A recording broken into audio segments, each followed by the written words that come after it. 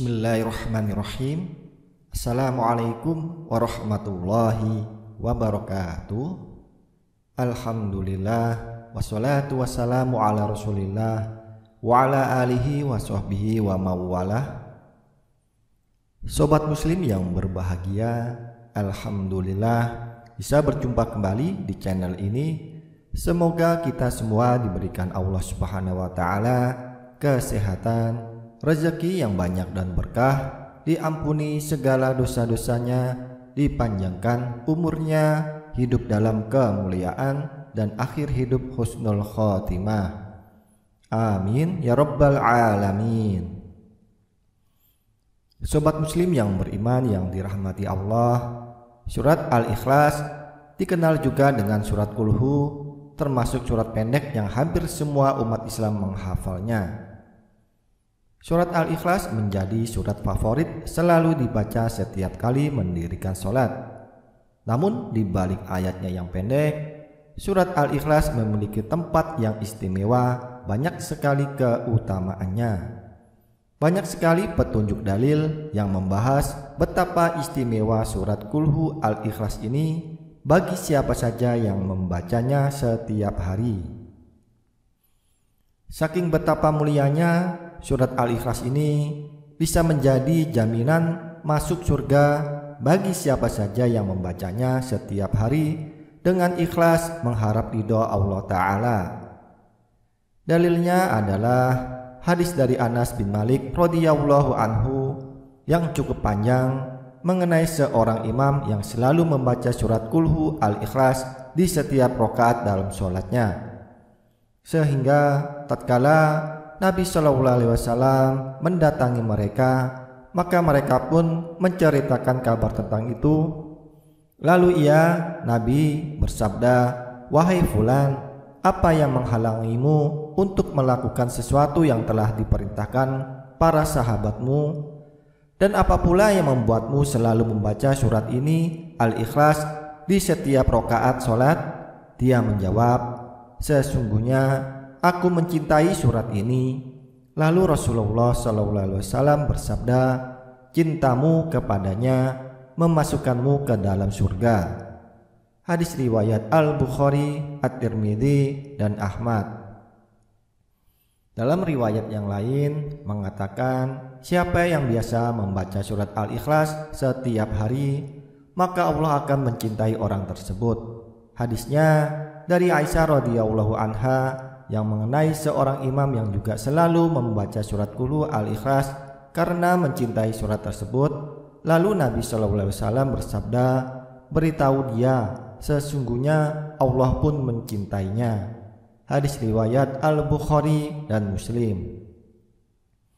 Membaca surat Al-Ikhlas ini sebanding dengan sepertiga Al-Quran, di mana ada beberapa dalil yang salah satunya adalah hadis Abu Ad-Darda radhiyallahu anhu. Ia berkata, dari Nabi SAW ia bersabda, "Apakah seseorang dari kalian tidak mampu membaca dalam satu malam sepertiga Al-Quran?" Mereka pun berkata, "Dan siapa di antara kami yang mampu membaca sepertiga Al-Quran dalam satu malam?" Rasulullah SAW bersabda, "Qul huwallahu ahad," sebanding dengan sepertiga Al-Quran. Hadis riwayat Muslim dan Ahmad. Surat Al-Ikhlas memiliki banyak sekali khasiat manfaatnya bagi yang membacanya, terutama mengamalkan pada 9 waktu mustajab yang dianjurkan membaca surat Al-Ikhlas. Semoga kita bisa mendapatkan keberkahan dengan mengamalkannya. Berikut 9 waktu mustajab membaca surat Al-Ikhlas. Pertama, membaca surat Al-Ikhlas di waktu pagi dan sore hari. Pada waktu ini kita dianjurkan membaca surat Al-Ikhlas bersama dengan Muawwidzatain, surat Al-Falaq dan surat An-Nas masing-masing sebanyak 3 kali. Keutamaan yang diperoleh adalah akan dijaga dari segala sesuatu, segala keburukan. Dari Mu'ad bin Abdullah bin Khubaib dari bapaknya ia berkata, Pada malam hujan lagi gelap gulita, kami keluar mencari Rasulullah SAW untuk sholat bersama kami. Lalu kami menemukannya. Beliau bersabda, "Apakah kalian telah sholat?" Namun sedikit pun aku tidak berkata-kata. Beliau bersabda, "Katakanlah." Namun sedikit pun aku tidak berkata-kata. Beliau bersabda, "Katakanlah." Namun sedikit pun aku tidak berkata-kata. Kemudian beliau bersabda, "Katakanlah," hingga aku berkata, "Wahai Rasulullah, apa yang harus aku katakan?" Rasulullah SAW bersabda, "Katakanlah, bacalah surat Qul huwallahu ahad dan Qul a'udzu birabbin nas dan Qul a'udzu birabbil falaq ketika sore dan pagi sebanyak 3 kali. Maka dengan ayat-ayat ini akan mencukupkanmu, menjagamu dari segala keburukan." Hadis riwayat Abu Daud dan An-Nasai. Kedua, membaca surat Al-Ikhlas sebelum tidur. Pada waktu ini kita dianjurkan membaca surat Al-Ikhlas, Al-Falaq dan An-Nas dengan terlebih dahulu mengumpulkan kedua telapak tangan, lalu keduanya ditiup, lalu dibacakanlah 3 surat ini. Setelah itu, kedua telapak tangan tadi diusapkan pada anggota tubuh yang mampu dijangkau, dimulai dari kepala, wajah, dan tubuh bagian depan. Cara seperti tadi diulang sebanyak 3 kali. Dari Aisyah, beliau radhiyallahu anha berkata, Nabi SAW ketika berada di tempat tidur di setiap malam, beliau mengumpulkan kedua telapak tangannya, lalu kedua telapak tangan tersebut ditiupkan dan dibacakan Qul huwallahu ahad, surat Al-Ikhlas, Qul a'udzu birabbil falaq, surat Al-Falaq, Qul a'udzu birabbin nas, surat An-Nas. Kemudian beliau mengusapkan kedua telapak tangan tadi pada anggota tubuh yang mampu dijangkau, dimulai dari kepala, wajah, dan tubuh bagian depan. Beliau melakukan yang demikian sebanyak 3 kali. Hadis riwayat Bukhari. Ketiga, membaca surat Al-Ikhlas ketika ingin meruqyah. Membaca doa dan wirid untuk penyembuhan ketika sakit. Dari Aisyah radhiyallahu anha, dia berkata, apabila Rasulullah SAW hendak tidur, beliau akan meniupkan ke telapak tangannya sambil membaca Qul huwallahu ahad, surat Al-Ikhlas, dan Mu'awwidzatain, surat An-Nas dan Al-Falaq. Kemudian beliau mengusapkan ke wajahnya dan seluruh tubuhnya. Aisyah berkata, ketika beliau sakit, beliau menyuruhku melakukan hal itu sama seperti ketika beliau hendak tidur. Hadis riwayat Bukhari. Jadi, tatkala meruqyah, kita dianjurkan membaca surat Al-Ikhlas, Al-Falaq, dan An-Nas dengan cara terlebih dahulu mengumpulkan kedua telapak tangan, lalu keduanya ditiup, lalu dibacakanlah 3 surat tersebut. Setelah itu, kedua telapak tangan tadi diusapkan pada anggota tubuh yang mampu dijangkau, dimulai dari kepala, wajah, dan tubuh bagian depan. Cara seperti ini diulang sebanyak 3 kali. Keempat, membaca surat Al-Ikhlas setelah sholat, sesudah salam. Sesudah sholat dianjurkan membaca surat Al-Ikhlas, Al-Falaq, dan An-Nas masing-masing sekali. Dari Uqbah bin Amir, ia berkata, Rasulullah SAW memerintahkan padaku untuk membaca mu'awwidzat di akhir sholat sesudah salam. Hadis riwayat An-Nasai dan Abu Daud. Yang dimaksud dengan mu'awwidzat adalah surat Al-Ikhlas, Al-Falaq, dan An-Nas, sebagaimana dikatakan oleh Ibnu Hajar Al-Asqalani.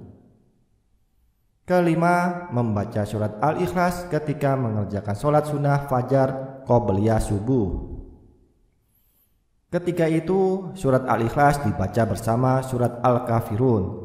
Surat Al-Kafirun dibaca pada rakaat pertama setelah membaca Al-Fatihah, sedangkan surat Al-Ikhlas dibaca pada rakaat kedua. Dari Aisyah radhiyallahu anha, Rasulullah SAW bersabda, sebaik-baik surat yang dibaca ketika 2 rakaat qobliyah subuh adalah Qul huwallahu ahad, surat Al-Ikhlas, dan Qul ya ayyuhal kafirun, surat Al-Kafirun. Hadis riwayat Ibnu Khuzaimah. Keenam, membaca surat Al-Ikhlas ketika mengerjakan sholat sunnah ba'diyah maghrib. Ketika itu surat Al-Ikhlas dibaca bersama surat Al-Kafirun. Surat Al-Kafirun dibaca pada rakaat pertama setelah membaca surat Al-Fatihah, sedangkan surat Al-Ikhlas dibaca pada rakaat kedua. Abdullah bin Mas'ud radhiyallahu anhu mengatakan, "Aku tidak dapat menghitung karena sangat sering aku mendengar bacaan Rasulullah SAW membaca surat pada sholat 2 rakaat ba'diyah maghrib dan pada sholat 2 rakaat qobliyah subuh, yaitu Qul ya ayyuhal kafirun, surat Al-Kafirun, dan Qul huwallahu ahad, surat Al-Ikhlas." Hadis riwayat Tirmidzi. Ketujuh, membaca surat Al-Ikhlas ketika mengerjakan sholat witir 3 rakaat. Ketika itu surat Al-A'la dibaca pada rakaat pertama, surat Al-Kafirun pada rakaat kedua, dan surat Al-Ikhlas pada rakaat ketiga. Dari Abdul Aziz bin Zuraid, beliau berkata, "Aku menanyakan pada Aisyah radhiyallahu anha surat apa yang dibaca oleh Rasulullah SAW setelah membaca Al-Fatihah ketika sholat witir." Aisyah menjawab, Nabi SAW membaca pada rakaat pertama Sabihisma Rabbikal A'la, surat Al-A'la, pada rakaat kedua Qul ya ayyuhal kafirun, surat Al-Kafirun, dan pada rakaat ketiga Qul huwallahu ahad, surat Al-Ikhlas, dan Mu'awwidzatain, surat Al-Falaq dan An-Nas. Hadis riwayat An-Nasai, Tirmidzi, dan Ahmad. Dalam riwayat yang lain disebutkan tanpa surat Al-Mu'awwidzatain. Dari Ubay bin Ka'ab, ia berkata, Rasulullah SAW biasanya melaksanakan sholat witir dengan membaca Sabihisma Rabbikal A'la, surat Al-A'la, Qul ya ayyuhal kafirun, surat Al-Kafirun, dan Qul huwallahu ahad, surat Al-Ikhlas. Hadis riwayat Abu Daud dan An-Nasai. Kedelapan, membaca surat Al-Ikhlas ketika mengerjakan sholat maghrib, sholat wajib pada malam Jumat. Surat Al-Kafirun dibaca pada rakaat pertama setelah membaca Al-Fatihah, sedangkan surat Al-Ikhlas dibaca pada rakaat kedua. Dari Jabir bin Samroh, beliau mengatakan, Nabi SAW biasa ketika sholat maghrib pada malam Jumat membaca Qul ya ayyuhal kafirun dan Qul huwallahu ahad. Kesembilan, membaca surat Al-Ikhlas ketika sholat 2 rakaat di belakang makam Ibrahim setelah tawaf. Dalam hadis Jabir bin Abdullah radhiyallahu anhu yang amat panjang disebutkan, lantas Nabi SAW menjadikan makam Ibrahim antara dirinya dan Ka'bah. Lalu beliau laksanakan sholat 2 rakaat. Dalam 2 rakaat tersebut beliau membaca Qul huwallahu ahad, surat Al-Ikhlas, dan Qul ya ayyuhal kafirun, surat Al-Kafirun. Dalam riwayat yang lain dikatakan beliau membaca Qul ya ayyuhal kafirun, surat Al-Kafirun, dan Qul huwallahu ahad, surat Al-Ikhlas. Doa dan harapan semoga kita semua bisa mengamalkan membaca surat Al-Ikhlas, terutama di 9 waktu mustajab yang telah diterangkan dengan berbagai keistimewaannya. Terima kasih, itu saja yang bisa disampaikan. Semoga bisa bermanfaat, kurang dan lebihnya mohon dimaafkan. Wabillahi taufik wal hidayah. Wassalamualaikum warahmatullahi wabarakatuh.